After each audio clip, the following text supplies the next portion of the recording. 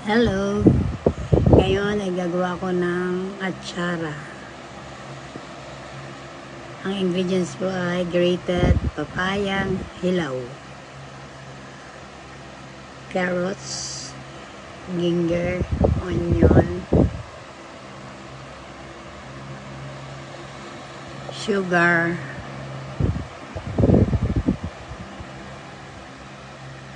from sugar yan, then apple cider vinegar.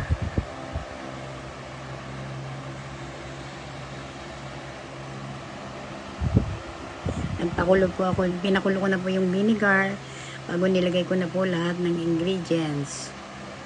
Then ibubuhos ko na po ang grated papaya.